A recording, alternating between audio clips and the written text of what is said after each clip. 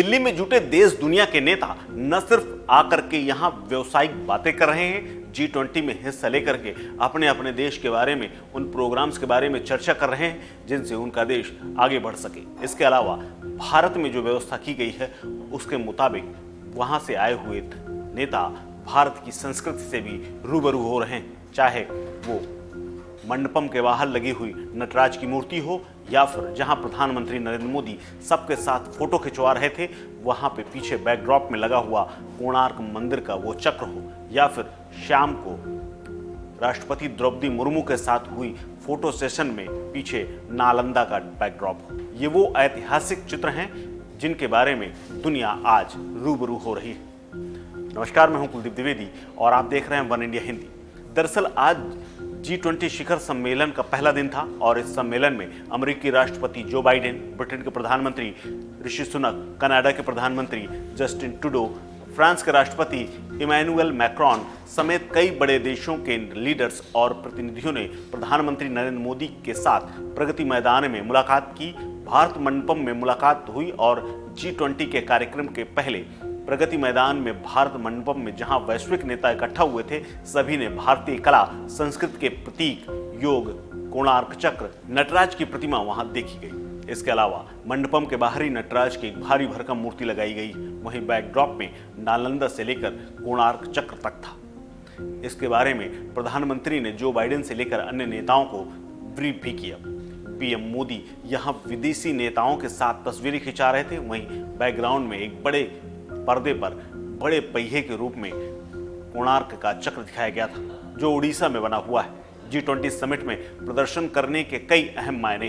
कोणार्क चक्र का 23वीं सदी के राजा नरसिंह देव प्रथम के शासनकाल में इसको बनाया गया था। इसमें 24 तीलियां हैं और भारत के राष्ट्रीय ध्वज में इसी का इस्तेमाल किया गया है। कोणार्क का चक्र लगातार बढ़ने की गति, काल चक्र के साथ साथ प्रगति और निरंतर परिवर्तन का प्रतीक है, क्योंकि भारतीय संस्कृति में ये माना जाता है कि हमारी जो संस्कृति है, हमारी जो पृथ्वी है, हमारा जो जीवन है वो चक्र के हिसाब से चलता है और उसी का प्रतीक है कोणार्क मंदिर। ये लोकतंत्र के पहिए का एक शक्तिशाली प्रतीक के रूप में भी काम करता है। वहीं दूसरी ओर भारत मंडपम में कन्वेंशन हॉल के अंदर जैसे प्रवेश करते हैं वहां पर 28 फीट की नटराज की मूर्ति लगाई गई है। ये प्रतिमा भगवान शिव के नृत्य का देवता और सृजन के विनाश के रूप में परिभाषित करती है। 19 टन की ये मूर्ति तमिलनाडु के स्वामी मलई KS देवसेनापति स्थापति पुत्रों ने बनाई है। ये अष्ट धातु की मूर्ति को बनाने में पारंपरिक चोल शिल्प का उपयोग किया गया है। प्रतिमा 8 धातुओं से बनी है।